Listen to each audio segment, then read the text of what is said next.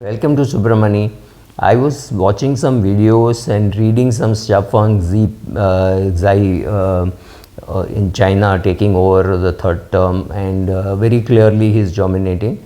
And very clearly, one day his domination will just go away, right? He'll hold the office for maybe 5 more years, maybe less. He could be thrown out. We don't know what is going to happen. I'm not here to talk about the politics, but let us see what he said. First, he said, we will not be in this rapid growth thing. We will go more towards self-sufficiency. Now, these are two very dangerous words, right? So, definitely growth will slow down. So, if you think the economy will start growing at the same pace at which it was growing in the past, it will not, because we are going from QE to QT, one on the west, and second, countries like China are saying, look, we want growth but national self-sufficiency. This is the word he used, national self-sufficiency. So he could clamp down, he could say, okay, these are very critical things, they should not be exported, these are very important things, so we will protect it, whatever. We don't know what is going to happen about that, but definite clear messages. There will be a slowdown in the Chinese economy. This is his way of saying it, but that's the truth. So a slow growing China and a slow growing US is not very great news for world economy. But okay, I'm just going to say what all he said and what impact it will have. It's for you to decide, right? When the world's fastest growing economy and of that size slows down the pace, obviously all of us, wherever you are sitting, whether you are coupled, decoupled, uncoupled, doesn't matter, there will be an impact on world trade. But even with the reduced growth rate, it is not an economy which can be ignored. It is a huge economy. The fact that it is growing itself is good. Of course, they will have an aging problem.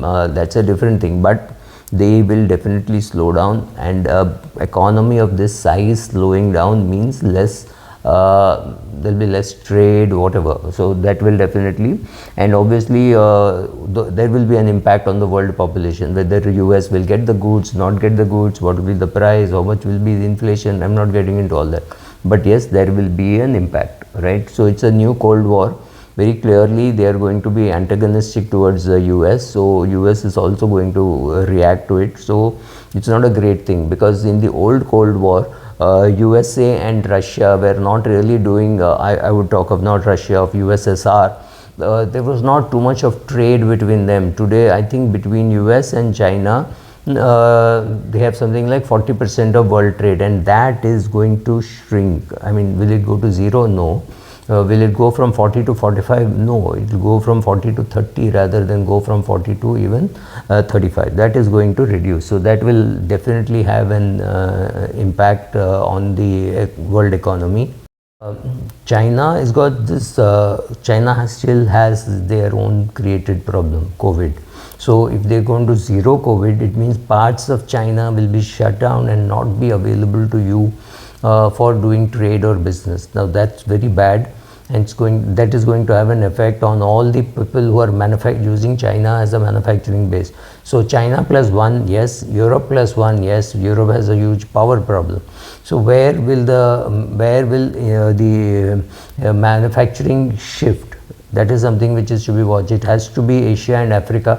So the world economy has to be ready for that change, right? So you will have to train new workers and all that. So that may not be very easy. That could take some time.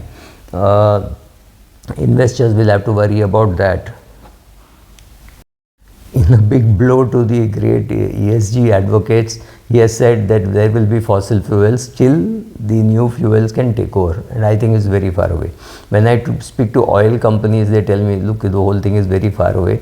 By the end of our lives, we will be very happy if it can go to 10%. Right now, we are nowhere near that. So fossil fuels is a reality. So ESG guys, relax. China is saying that they are going to use more fossil fuels till the new energies can replace. So coal is going to burn, oil is going to burn. So your NTPCs, ONGCs, power grids will continue to, not so much of power grid, but yes, Coal India, just don't worry. All those things will continue. What he said about China is also applicable to us in India. then obviously we have to be worried. As if you got a manufacturing base in China, you have to worry. Another important thing to worry about is China does not have too much respect for the markets. So suddenly you could find a big Chinese industrialist missing.